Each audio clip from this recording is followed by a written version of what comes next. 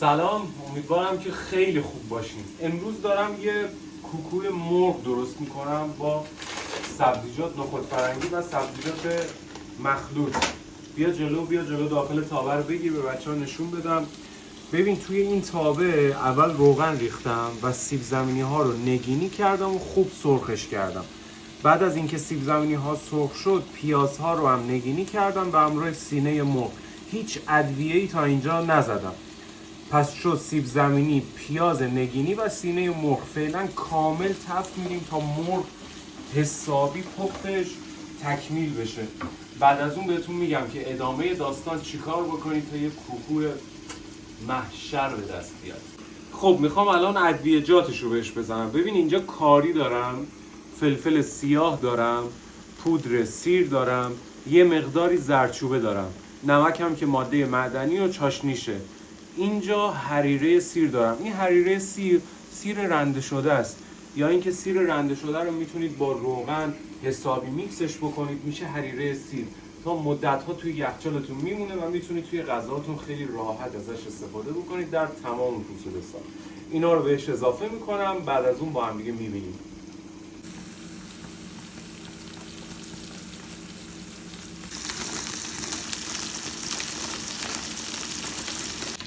وای رنگ و لعابو ببین، نگاه کن. میبینی این سبزیجاتی که داخلش ریختم توش ذرت داره، هویج داره، نخود فرنگی داره. ببین حالا کاری به این برنده ندارم، برند پمینا برند خیلی خوبیه، ولی هم میتونی از سبزیجات مخلوط این برند استفاده بکنی و هم از نخود فرنگیش استفاده بکنی. البته این مخلوطش نخود فرنگی هم داره، ولی من دوست داشتم نخود فرنگی به تنهایی هم بهش اضافه بکنم تا حجمش خیلی بیشتر باشه.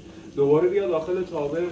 ببین توی تابه الان این سبزیجات رو ریختم و دارم با مرغ و سیب زمینی و ادویه‌جات حسابی تفتش میدم. کامل که تفت خورد بعد قراره بهش قارچو بزنم و تخم مرغ. خیلی خفن میشه این کوکو رو درست بکنید تو عید، یه شام خوشمزه بزنید به بدن. بعد از اینکه همه مواد روی گاز قشنگ تفت خورد داخل یه تابه، بیاریدش بریزید داخل یه همچین ظرفی. توی این ظرف بذارید تا حسابی دماش بیفته. بعد از اون میریم سراغ اضافه کردن تخم مرغ ها بهش.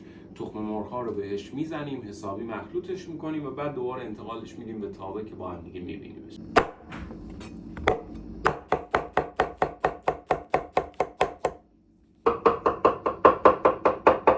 الانم اینجا دارم قارچ ها رو حسابی ساتوری میکنم تا به این شکل قشنگ خورد بشه.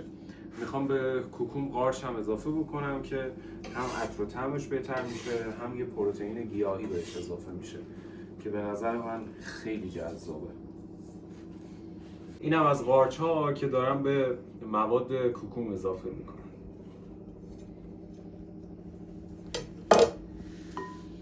این وسط یادت نره یه لایک کوچیک به این ویدیو بزن تا من انرژی داشته باشم که بخوام ویدیوهای بیشتری براتون بذارم. خیلی وقتتون رو نمیگیره ولی منت روی سر من میذارین. با یه لایک کردن کوچیک خیلی به من انرژی میدین. دمتون هم گرم. نظراتی هم اگر دارین برای من کامنت بکنین. اینجا میخوام آرد سفید بهش بزنم. به این مقداری که توی دیسکریپشن براتون مینویسم 2 یا 3 قاشق آرد سفید هم بهش میزنم تا چسبندگیش بره بالا و کوکوم وا نره توی تابه، چون میخوام یک جا سرخش کنم.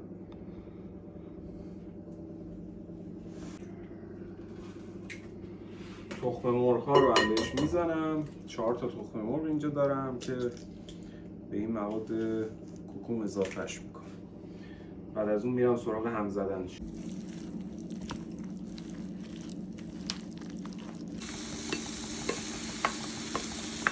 خب مواد کوکوم رو ریختم داخل تابه، قشنگ پهنش میکنم.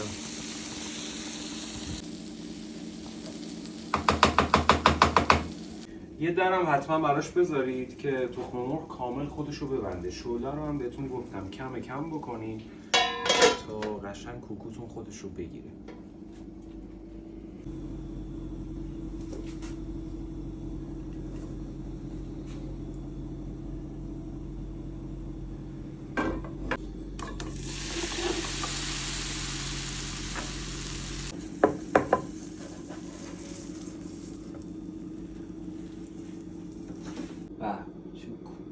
خوشگلی،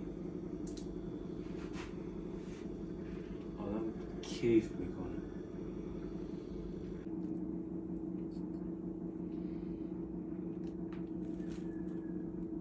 اینم از کوکوی ما که آماده شد. من یه گاز جلوتر زدم.